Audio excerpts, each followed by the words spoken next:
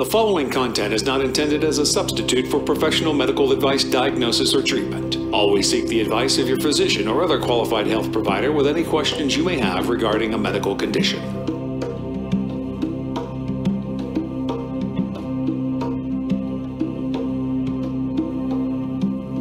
Hello and welcome everyone to Always Another Way podcast. My name is Marina Sprocki-Spriggs and I'm your host.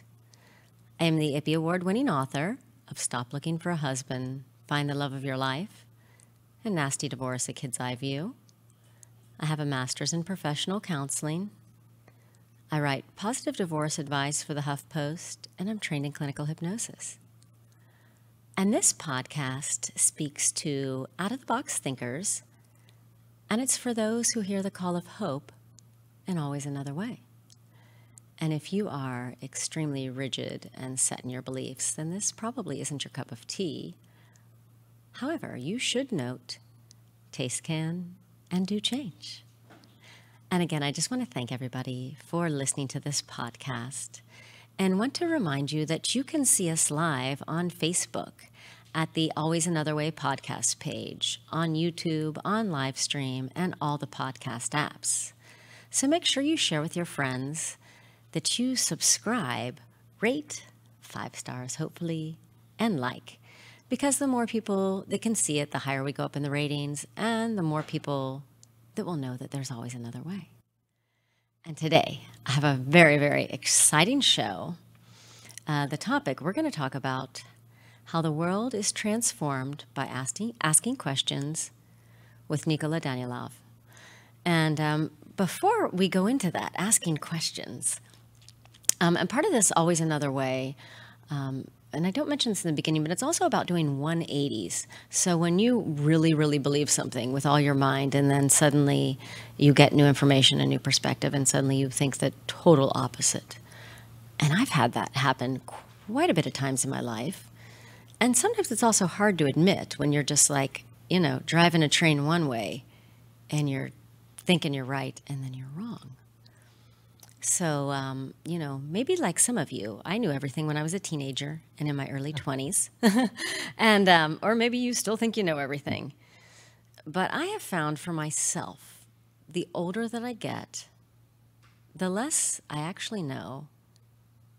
And as of recently, the more comfortable I am in knowing that.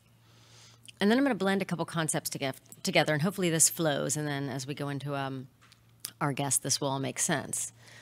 But let's say if knowledge is power, maybe control could be considered the temperamental reins and emotional regulation, the turbo boost. And what I mean by that is after all these years, I was one of those people that was like a control freak, and maybe some of you are like that. Everything has to be like, just so nobody's telling me what to do. I mean, not even like a sandwich recommendation. I wanted to control everything in my life and then got easily perturbed if stuff, went sideways. And a lot of people live like this. But, and then sometimes people use like anger and aggression when they go sideways is like thinking they're powerful. But in hindsight, when you step back, and what I've realized after these years is that when I was trying to exert the most control in my life, that was actually when I was the most out of control. When you use things like this, anger and aggression. And then only when I've allowed myself to be okay not being in control, do I actually find myself in the most control. So, with that, marinate on that a little bit. And I'm going to introduce you to the modern day Socrates. He is the #1 best-selling author of Conversations with the Future. Nikola Danaylov is a keynote speaker, vegan futurist, strategic advisor, popular blogger, and podcast host. In 1998, Nikola moved to Canada, where he completed an HBA in political science, philosophy and economics at the University of Toronto, followed by an MA in political science at York University. And it was at York U that Nikola became deeply interested in the technological singularity and wrote Hacking Destiny, Critical Security at the Intersection of Human and Machine Intelligence. And in 2011, Nikola went to NASA's Ames Research Center in Mountain View, California, and completed the Graduate Studies program at Singularity University. Nikola has spoken at public events on topics ranging from technology, transhumanism, and the technological singularity to new media, blogging, and podcasting. He's been ranked within the top 10 people the AI elite follow on Twitter, woo-woo, profiled in Next Stage Rising Stars magazine, and has been interviewed himself for numerous documentary films, blogs, podcasts, magazines, and newspapers. His Singularity FM interviews have had over 5 million views on iTunes and YouTube and have been featured on international TV networks, as well as some of the biggest blogs in the world, such as BBC, MTV, Space, Art TV, TV Japan, Telegraph, IO9, HuffPost, ZDNet, Boing Boing, and others. And today, Singularity Weblog is the biggest independent blog on related topics. The Singularity.fm podcast is the first, most popular, and widely recognized interview series in the niche. And according to Professor Roman Yampolsky, I'm going to butcher his last name, but we're going to call him Yampolsky. There you go. Nikola has established himself as the Larry King of Singularity. And I am just so happy to introduce the smarty, Mr. Nikola. Hello. Okay. Hi, Marina. Thank you so much for such a fabulous introduction. Oh, yes. And then let's just start a little bit by kind of talking about you a little bit. Like, were you always just a super inquisitive person from the get-go? Yeah, I was one of those annoying kids that had a question for everything. And so my friends often called me the professor, the philosopher, the know-it-all, the smart pants. And then eventually I got to the point where very early in my childhood, I started thinking that I actually knew everything. Oh, you too. And just like you, however, I discovered that the older I get, the more convinced I become that I actually don't know anything, and the more comfortable I become with that idea. Huh. So I think that's part of maturity, personally. And I think it also is a very open-ended journey or pursuit of truth that allows openings and possibilities that we couldn't possibly imagine when we thought we knew everything. That's for sure true, because you're certainly closed up when you know everything. I guess there's nothing to know. You know it all. End of discussion. Absolutely. That's why I am generally not a big fan of profound fundamental answers. I think it was Richard Feynman who said, I'd rather have questions that I can't get answers to rather than have answers that I'm not allowed to question. Oh, right on there. So this is kind of like my work. The core of my work is mostly about asking questions and then letting other people come up with their own answers. Nice. And let's dive into that a little bit. And so we picked you out. You have a blog with just super interesting stuff. And we just chose this one particular post, which is "The World is Transformed by Asking Questions." And then in it, we'll kind of go into some of the depth in that too. And I'll post the link so that people can look at it. But let's quantify, like, what questions are you talking about? How is, let's set this up. How is the world transformed? What kind of questions are we looking at, and how are they presented? Well, I mean, when you're a child, any questions are good. All questions are good questions, right? There's no real bad questions. So people usually want to basically force feed their children with a number of answers that they think are going to serve their children as they get older. But actually, I think what works better is to teach children the proper habit of asking proper questions and then allow them to reach the answers themselves. And then in that process, they would actually, the answers would carry a lot more weight, and they would have a lot more conviction about the validity of those answers, because they weren't fed or given to them, ready to go as a fast food serving, but rather they had to work for them. Right. And absolutely, I believe that, because if you're just memorizing and regurgitating, no room for that. And especially a lot of the way that I know that the U.S. schooling, elementary school is set up. And that same, and of course there's specialty schools where you can, Montessori and otherwise, where you can ask questions and explore. But yeah, with that, asking questions, so why do you think that the world is transformed by asking questions instead of answers? Well, I mean, if you look at it historically, or if you look at it sort of in the realm of ideas, every revolutionary basically is a person who refuses to accept an answer that's given to him by the previous generation of wiser and older people. This is how revolutions work. The new generation refuses to accept the truths of the older generation, at least until they kind of get to those answers in their own way and in their own time, if you will.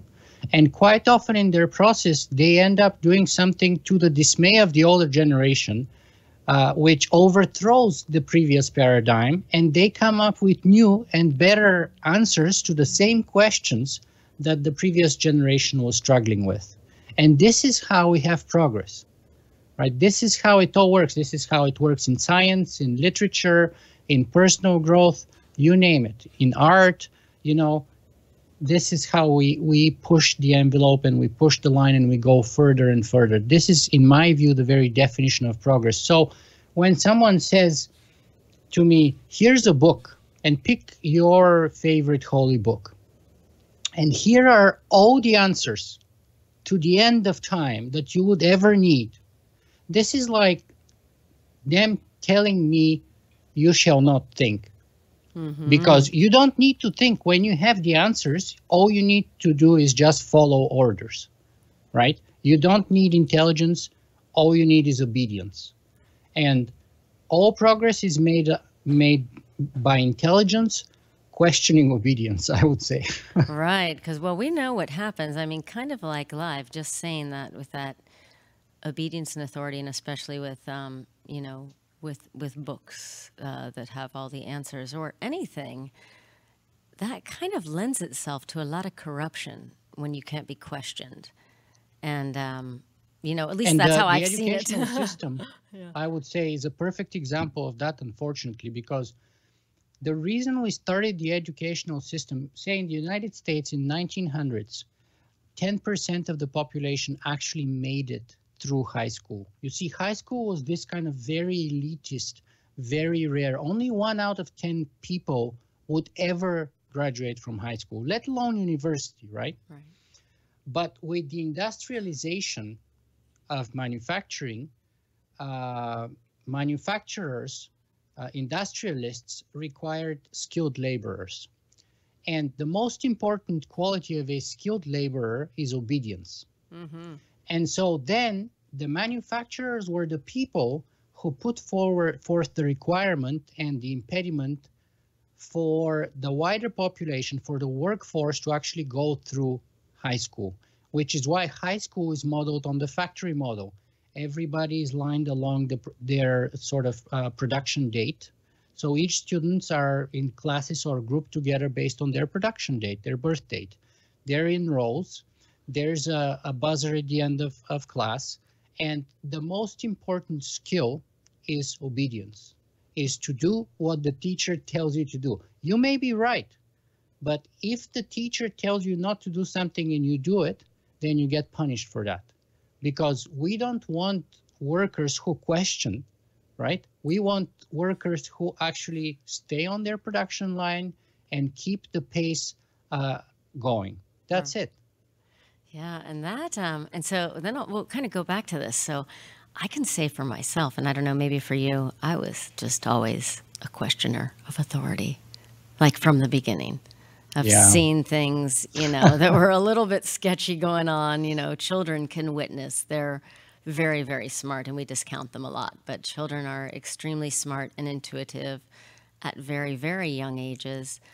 And so why I like this so much about the asking questions is these like little deeper parts that you're just talking about. And, that schooling was originally, to have a factory worker that could sit still for 8 hours, do mundane tasks, regurgitate, repeat, and then not question why you're just making this amount of money and everybody else is moving up. If you ask too many questions, you're considered defective. So they return you back in one level back again, one class back, or keep you together. So they basically don't put you in circulation, but they hold you to sort of fix your defect, just like it happens in manufacturing, by the way. Yeah. Right. But again, that actually worked during the period of industrialization. But today, actually, when you had to regurgitate answers and you can actually do something useful with them. But in a world of Google, when answers are free, right, because it takes 10 seconds to Google anything, then the real value is at the question level. So when answers are free, questions can be really priceless. Yeah. That's where the value is. Because the better the question that you begin with, the better the answer that you're going to arrive at. And there's a very strong deterministic effect, because the kind of question you're going to ask is going to give you the kind of answer you're going to get. So it's a real skill, it's a real art, and it takes many years of practice to ask good questions. And it's, I think, the highest form of intelligence, because I think it was Pablo Picasso who said, computers are very stupid. They can only give you answers. Oh. You see, that's what makes us unique, especially an artist. An artist is somebody who questions the established order, whether art, whether politics, whether the historical context they live in, whether architecture, you name it. They start questioning the previous, common sense, and they start breaking the taboos, if you will. This is what art does, right? And so to do that, you need to ask those questions. You cannot just accept the answers. And that's what computers are for. But we are humans. We can do better. And the day that the computer can actually beat us at asking questions, which actually, unfortunately, may not be too far from now, is the day when we should be starting to be really worried about, or starting to think about how are we going to kind of live in a civilization where we are not the smartest species anymore. Right. And so, with that, so let's talk about what some big questions are that people could ask beyond the just how do we get to world peace?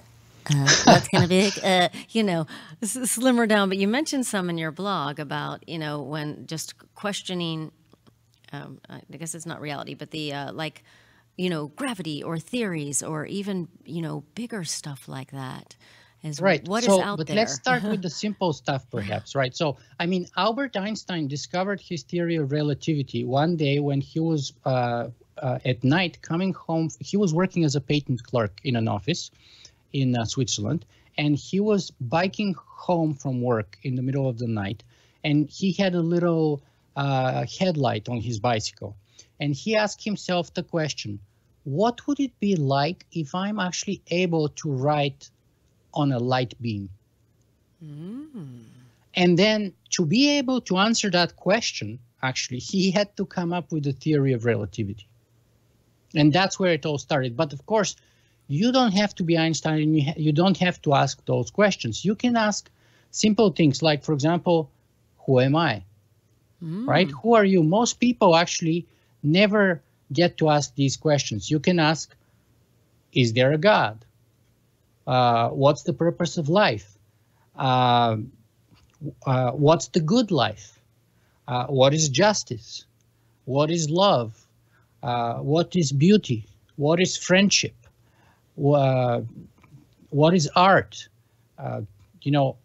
What is piety? All those things that, in my opinion, the Greeks and the Romans used to do very well. So in the time of Socrates, people used to have this thing called the Symposium. And the Symposium was basically a drinking party. It was a bunch of guys. Unfortunately, at the time, it was mostly guys.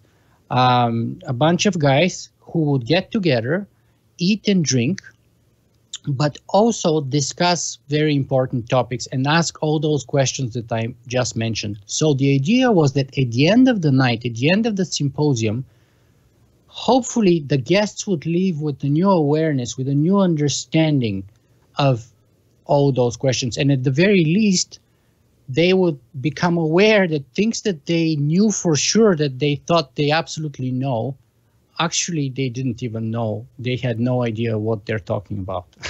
Because that's what happens. Everybody thinks, oh, I know what the good life is. I know who I am. I know if there's a God. I know this, I know that. But if you actually start going deeper and deeper in this, you cannot actually find out any of those answers or get close to them even a little bit unless you start up with ignorance. And of course, most of us don't start up with ignorance, but we start up with the presumption of knowledge. Right.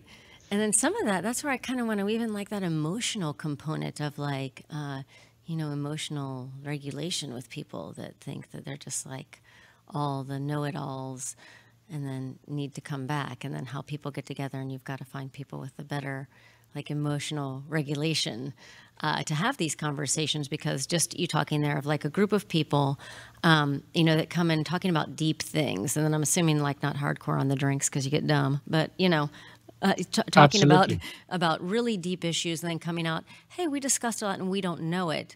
But in today's society, and I don't know, maybe you know better people than I do, but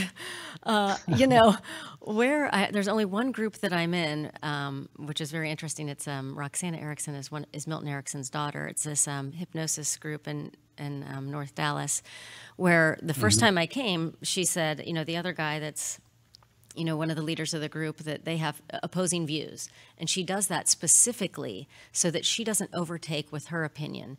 And everyone needs to have opposing and different views. And it's one of the coolest, most experiential groups that I'm in, because everybody loves to learn. Nobody thinks that they know better than anyone else and walks away like that, no drinks. But is there more people like that? Or do you think it's just what could get our environment more into questions like these, besides like what is, one of the Kardashian somebody's wearing, Well, I think this kind of approach actually is really beneficial, and it really works, and it's what I'm going for myself with my blog and my podcast. The idea is basically to create exactly that, which is an online forum or an online symposium, if you will, where I get to be the Socrates, because Socrates is my blogging name, which people gave me in the army anyway, and then I decided to embrace rather than fight it. But the idea is, if I've done my job right, at best, I'm a midwife to people giving birth to their own ideas. Oh. So I bring all kinds of opinions and points of view that I don't share on my blog, quite often very different from me. I have an opinion. I don't hide it, but I use it only as a point of conversation. I don't put it on a pedestal, and hopefully I allow space for people to come up with their own ideas and their own opinions. And just like, when I was talking previously about children, but it works for all of us as adults too, when people come up with their own ideas, they have much stronger conviction. So it's all about sort of creating the right environment where you have the right principles, hopefully the scientific method of hypothesis, and then testing, and then retesting again, and so on. And this is how we make progress. And this is how people learn new things, not when it's like given to them and them being told, this is the truth and this is not truth. Absolutely. Absolutely. Absolutely. And how has this, this viewpoint, like a two-part question, how has it changed your life? And how did you get to a point where you were so, just like you said, like everybody has opinions, but how you can put them out there, not on a pedestal, but hey, here's a jumping off point. This is what I think, let's discuss, rather than, there's quite a few people that have that force feed style. Mm-hmm. How do you, how has that viewpoint changed your life? And how do you come to a place where you can be, you're obviously very smart, but confident in that without being like, cocky and I know. Do you know what I'm saying? Well, so I used to be cocky and I thought I knew. and that's the profound change in my life. Uh-huh. The more, and for example, my whole blog, my whole podcast on the topic of artificial intelligence and the technological singularity is also another good example. I started up as a Singularity fanboy. And the more I've done 230 interviews with the smartest people around the world. And the more I've worked on this and the more research I've done, and now it's been about 12 or 13 years of research on the topic, the more convinced I become that we have no idea what's coming our way and we're not prepared. And even me, who spent the last 13 years on that same topic, I'm clueless. I have no idea what the future will be like. I have hopes and I have fears and I have ideas, but how it will turn out, if anything, if history teaches us that the future always surprises us. Oh, that's a good And one. we are rarely prepared for it, if ever, probably almost never. And if it doesn't surprise us, then that's just some kind of a very extremely random and rare phenomenon. So that's the major sort of personal change in me. I used to be a know-it-all, and now I've actually learned one of the hardest lessons in life, perhaps, that I don't know. Mm-hmm. Believe it or not. And people tell me, how could you be a futurist if after 13 years of studying something you say you don't know? Well, but that's the truth. I have ideas, I have hopes, and I have fears.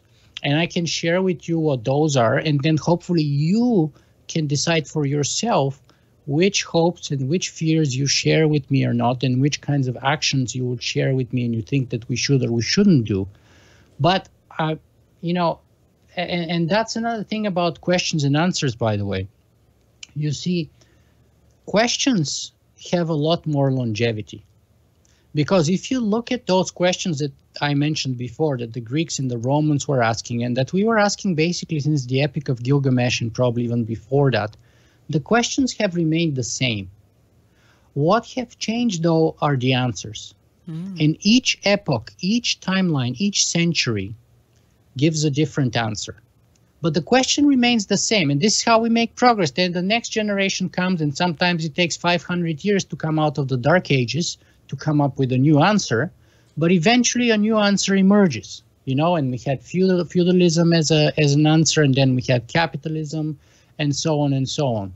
And then we had other potential candidates like communism or socialism that tried to provide an answer but failed in the 20th century.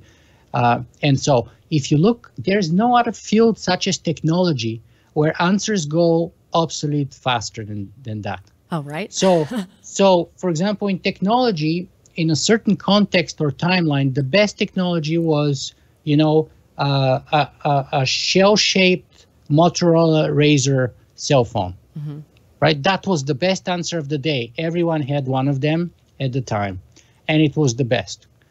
And then that answer lasted for a couple of years, and then we had the iPhone. Before that, we had Nokia, probably.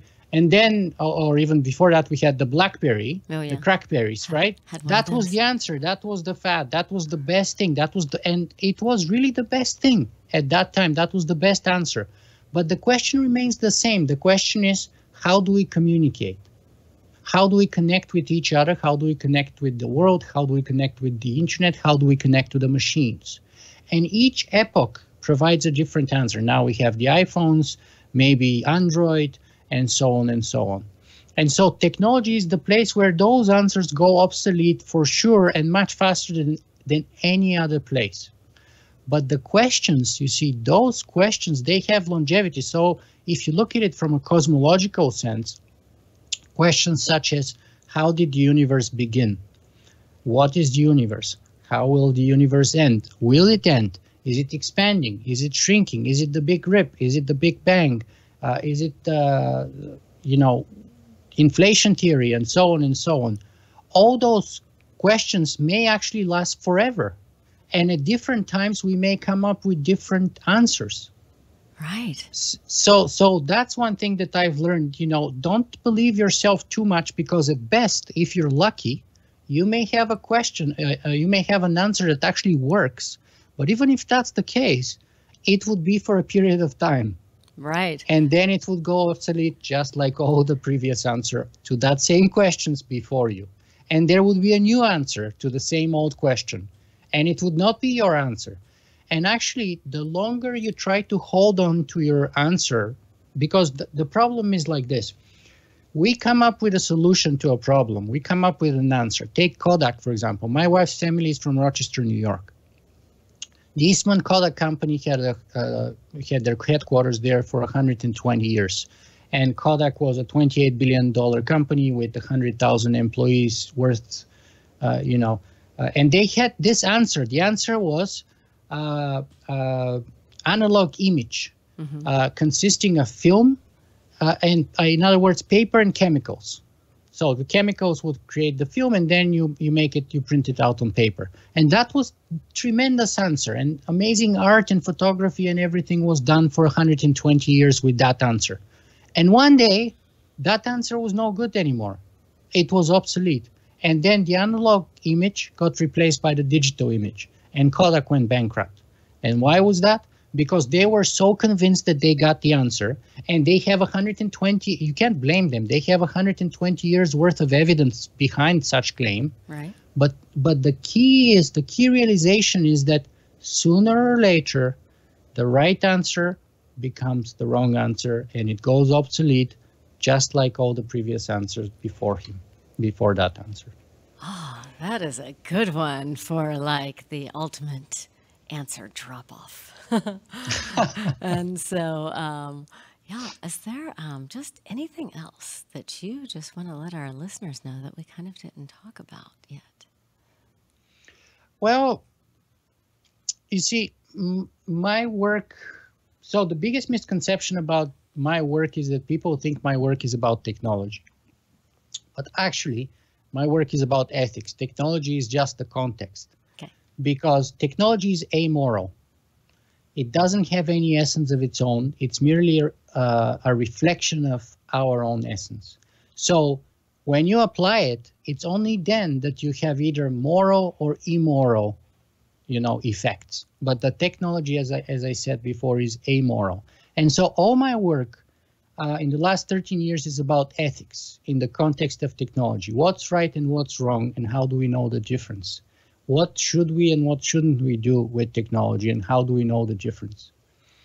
And basically, I want to simply remind people that, technology has always been, actually, until recently at least, the how, the means to an end.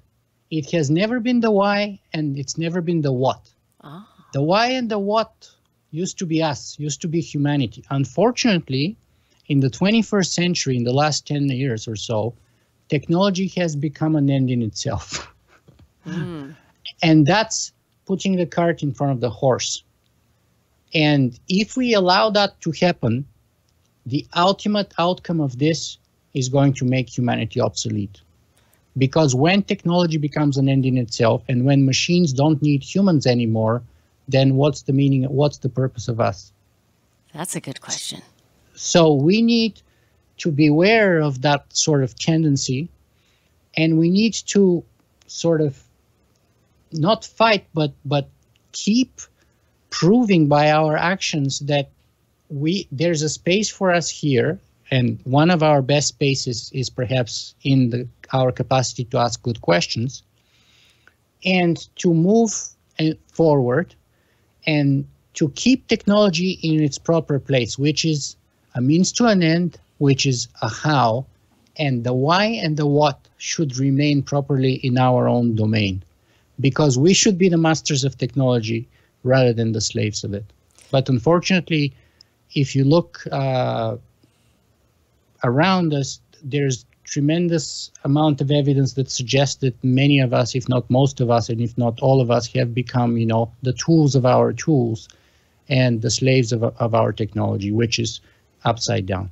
Yeah, and on that, and I've been trying myself personally to just get off the scrolling and scrolling and scrolling and scrolling and keeping looking at all the social media stuff, and got to get off of that and then come back into the more real world with a good balance of stuff, and then lots of studies too around true connection, which is, the thing about, technology that's good, just as this wouldn't have found you and had this great conversation, live that we're having, and other things like that. So technology has enabled us to reach, millions of people and things and ideas that were not possible before. But at the same time, just like you said, if we don't watch who's the slave and who's the master, to make sure that we're still building up these connections of the real live breathing humans that are around us. Yeah, and as I said, we should be the what and the why. We should not be the how. Technology should be the how. We are the why and the what. We should be the masters. Technology should be our slave. And there's a lot to be said about this kind of tremendous amplification effect that technology gives us. You know, I have 21,000 subscribers on my YouTube channel. It's tremendous. I get thousands of emails. It's fantastic.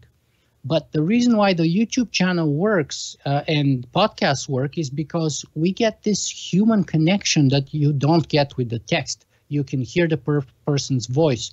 You can see the person's face. And we have evolved over thousands of years to extract a lot of information from that kind of sort of silent information based on body language. And so technology is giving us closer and closer approximation to that. But there's still something to be said about in-person interaction, the way the Socratics used to do it, or in Plato's Academy, and so on and so on. And so I would say use technology. It's a very powerful tool, but do not worship it. There you go. And so now, if everybody wants to just find you everywhere and see what's up, where do we go to find all of your stuff at? Well, my podcast is Singularity.fm. That's the URL. So if you type that, you come to my homepage.